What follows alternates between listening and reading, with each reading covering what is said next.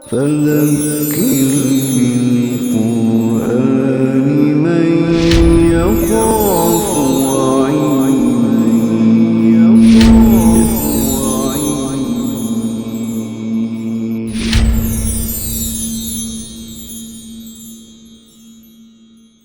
سورۃ الفجر بسم اللہ الرحمن الرحیم والفجر ولیال عشر والشفع والوتر واللیل اذا یسر. فجر کی قسم اور 10 راتوں کی قسم اور جفت اور طاق کی قسم. اکثر مفسرین کی رائے یہ ہے کہ اس میں ذوالحج کے جو پہلے 10 دن اور راتیں ہیں یہ ان کی قسم کھائی گئی ہے. جفت اور طاق کی قسم واللیل اذا یسر، اور رات کی قسم جب وہ جانے لگے.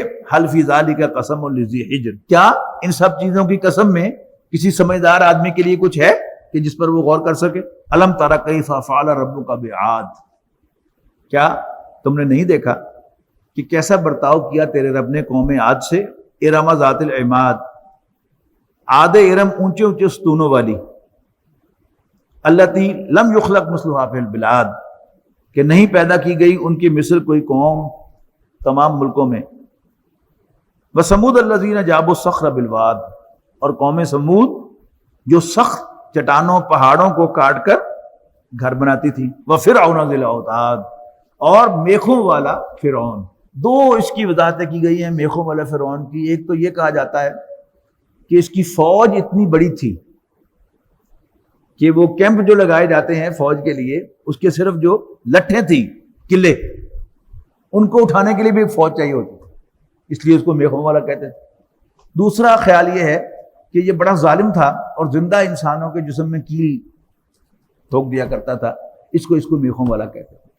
بہرحال دونوں اس کی طاقت کا اظہار کرتی ہیں. فاکثروا فیہا الفساد، پھر بہت فساد پھیلایا ان میں.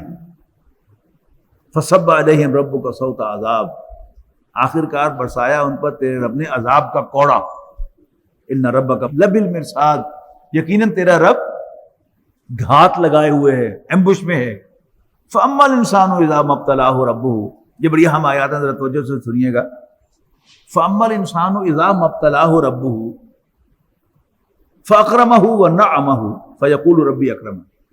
لیکن انسان بڑا عجیب ہے کہ جب بھی اس کا رب اس کو آزماتا ہے اور اس کو دنیا میں عزت دیتا ہے اور نعمتوں سے نوازتا ہے، فیقول ربی اکرمن، تو وہ کہتا ہے کہ میرے رب نے مجھے عزت دی. نوٹ کر لیجیے گا. لیکن جب اس کا رب اس کو آزماتا ہے، فقدر علیہ رزقہ، اور اس کا رزق اس پر تنگ کر دیتا ہے، فیقول ربی اہانن، تو کہتا ہے میرے رب نے میری توہین کر دی. کلا، ہرگز نہیں. اس دنیا کی عزت نہیں ہے، اور اس دنیا کی ذلت نہیں. اس دنیا کا مال و دولت، اس دنیا کا عیش و آرام نہیں ہے، اور اس دنیا کی تکالیف نہیں ہے. جیسے کسی مووی میں، کسی ایکٹ پلے میں دیکھنے والوں کو کیا نظر آتا ہے کہ کوئی شخص جو ہے وہ مار کھا رہا ہے، پس رہا ہے، ظلم کا نشانہ بن رہا ہے. لیکن اس کے کام کی چیز کیا ہے کہ جو بعد میں اس کو $1 ملین ملنے ہیں. اور ایک شخص جو ہے وہ بادشاہ بنا بیٹھا ہے مووی کے اندر، لیکن اس کو بعد میں بس صرف کھانا بنا ہی ملنا ہے مووی کے دوران، باقی چھٹی. تو اس دنیا کی عزت نہیں، اس دنیا کا عیش و آرام نہیں، اور اس دنیا کی ذلت نہیں، بےعزتی نہیں.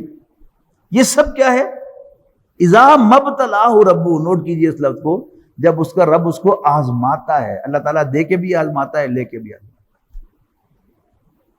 اللہ تعالیٰ تخت پر بٹھا کر بھی آزماتا ہے اور ظلم کا نشانہ بنا کر بھی آزماتا ہے.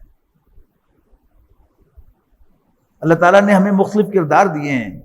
اس ایکٹ پلے میں اللہ تعالیٰ نے ہمیں مختلف کردار سونپے ہیں. ایک کردار مجھے سونپا ہے، آپ کو سونپا ہے، ایک آپ کو سونپا ہے. جس کردار میں بھی اللہ تعالیٰ نے ہمیں پیدا کیا ہے، we have to perform best in it. وہ بیسٹ پرفارم کیا تو ہم کامیاب ہیں، اور اگر ہم نے اس میں according to the direction of the director perform نہیں کیا تو ہم ناکام. کلا، نہیں، بل لا تکرمون الیتیم، تم یتیم کے ساتھ اچھا سلوک نہیں کرتے. ولا تحاضون علی طعام المسکین، اور مسکین کو کھانا کھلانے کی ترغیب نہیں دیتے. وتاکلون التراث اکلا لما، اور کھا جاتے ہو تم میراث کا مال سارے کا سارا سمیٹ کر، وَتُحِبُّونَ الْمَالَ حُبًّا جَمًّا، اور تم مال سے جی بھر کر محبت کرتے ہو۔ کلا اذا دکت الارض دکن دکا، نہیں، جب زمین کو کوٹ کوٹ کر ریزہ ریزہ کر دیا جائے گا، وجاء ربک والملک صفا صفا، تیرا رب جلوہ افروز ہوگا اور فرشتے قطار اندر قطار کھڑے ہوں گے اس کے سامنے، وجیء یومئذ بجہنم، اور لائی جائے گی اس دن جہنم سب کے سامنے، یومئذ یتذکر الانسان وانیٰ لہ الذکریٰ، اس دن سمجھ آ جائے گی، نصیحت آ جائے گی انسان کو، مگر اب نصیحت کا کیا فائدہ، کیسے آئے گی نصیحت؟ اب یقول، کہے گا یا لیتنی قدمت لحیاتی، او کاش میں نے اپنی اس زندگی کی خاطر کچھ آگے بھیجا ہوتا، فیومئذ لا یعذب عذابہ احد، بس اس روز اللہ تعالیٰ کا ایسا کوئی عذاب دینے والا نہیں ہوگا، ولا یوثق وثاقہ احد، اور نہ اللہ تعالیٰ کی پکڑ جیسی کسی کی پکڑ جو ہے وہ ہوگی۔ یا ایتھا النفس المطمئنہ، اے مطمئن نفس، ارجعی الی ربک راضیۃ مرضیہ، لوٹ اپنے رب کی طرف اس سے راضی ہو کر، مرضیۃ، جبکہ تم بھی اس سے راضی ہو گئے۔ یہ نفس مطمئنہ جو ہے اس کے بارے میں بھی مختلف آراء ہیں۔ ایک رائے تو یہ ہے کہ یہ مختلف سٹیجز ہیں۔ ابتدائی سٹیج کہ جب انسان بالکل نفس کا بندہ ہوتا ہے تو اس پر اطلاق ہوتا ہے نفس امارہ کا، مجھے اس پہ اتفاق نہیں ہے، کیونکہ بہرحال میری بات غلط ہونے کا امکان زیادہ ہے، لیکن میں آپ سے کہوں گا وہی جو آج تک میری سمجھ میں آیا۔ یعنی بڑے ہمارے بزرگ جو ہیں، امام غزالی رحمۃ اللہ علیہ، ڈاکٹر اسرار احمد رحمہ اللہ تعالی، یہ اسی رائے کو مانتے ہیں۔ اور جب وہ ذرا بین ہوتا ہے کہ کدی چنگا کدی ماڑا، کوئی 2 نفل بھی پڑھ لائے، کچھ نیکی دے کام بھی کر لائے، اور پھر کوئی کھے بھی کھا لئی، یہ ملامت کا دور کہ کبھی ادھر کبھی ادھر کبھی ادھر، یہ سٹیج ہے جس پر نفس لوامہ کا اطلاق ہوتا ہے۔ اور جب انسان بالکل مطمئن ہو جاتا ہے کہ اب وہ ہدایت کے راستے پر گامزن ہو گیا ہے اور اب وہ ڈاما ڈول نہیں ہوتا، تو یہ اطمینان کی سٹیج ہے، اب اس سے خطاب ہے۔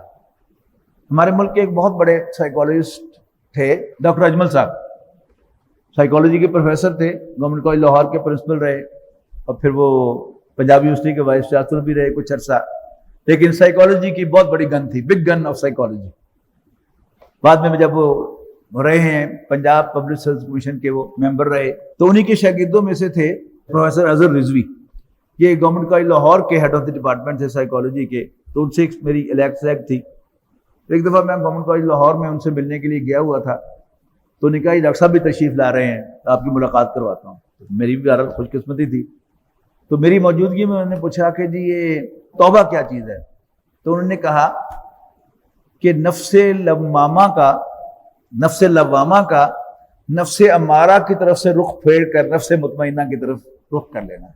مراد اس سے یہ تھی ان کی کہ ان کی رائے میں، پہلے میں نے ٹی وی پر بھی ان کا پروگرام سنا ہوا تھا، وہ ان تینوں نفوس کو مستقل سمجھتے ہیں کہ انسان کے وجود میں جو حیوان کی ریپرزنٹیٹیو کا سافٹ ویئر ہے، حیوان کی ریپرزنٹیشن کا، وہ نفس امارہ ہے۔ اس لیے کہ انبیاء کرام کے اندر بھی چونکہ وہ انسان ہیں تو ان کے اندر وہ نفس تو ہوتا ہے، اگرچہ اس پر قابو پایا ہوا ہوتا ہے۔ تو حضرت یوسف علیہ السلام جب یہ کہہ رہے ہیں کہ وما ابرئ نفسی، میں بھی اپنے نفس سے مبرہ نہیں ہوں، ان النفس لامارۃ بالسوء، نفس تو برائی کا حکم دیتا ہی ہے۔ اور جو قلب ہے وہ کیا ہے؟ وہ شیشہ ہے، صوفیہ کرام اس کو شیشہ کہتے ہیں، علامہ اقبال نے بھی اس کو زجاج کہا ہے کہ جب تک نہ زندگی کے حقائق پہ ہو نظر، تیرا زجاج نہ ہو نہ سکے گا حریف سنگ۔ تو وہ کیا ہے؟ انسان کا دل ہے، جسے ہم نے سورہ نور میں پڑھا تھا نا، وہ شیشہ صاف شفاف ہو تو اس میں اندر سے روشنی باہر آتی ہے، باہر سے اندر جاتی ہے۔ تو وہ کیا ہے؟ وہ ان کے نزدیک لفظ لمامہ ہے، یہ پکڑ دکڑ جو ہے وہ دل کرتا ہے، فیصلے بھی وہی کرتا ہے، اور پھر اندر جو روح ہے اس دل کے اندر وہ نفس مطمئنہ ہے، وہ ہمیشہ اپنے رب کے ساتھ مطمئن ہوتی ہے، اس میں برائی کا کوئی رجحان نہیں ہوتا، برائی کی طرف کوئی انکلینیشن نہیں ہوتی، وہ ہمیشہ اللہ اللہ کرتی ہے، اپنے رب کی محبت، اپنے رب کی پہچان، نیکی اور برائی کی پہچان اور نیکی سے رغبت اور برائی سے نفرت اس کے اندر ہوتی ہے۔ واللہ عالم۔ میں پھر کوئی بات کہوں گا کہ میں چھوٹا ہوں، تو بڑے لوگ جو ہیں ان پر کوئی میری حیثیت نہیں کہ میں کہوں کہ وہ غلط ہے اور وہ غلط ہے، دونوں آراء میں نے آپ کے سامنے رکھ دی۔ یا ایتھا النفس المطمئنہ ارجعی الی ربک راضیۃ مرضیہ، واپس لوٹ اپنے رب کی طرف، تو اس سے راضی اور وہ تجھ سے راضی۔ فادخلی فی عبادی، پھر میرے بندوں میں شامل ہو جا، وادخلی جنتی، اور میری جنت میں داخل ہو جا۔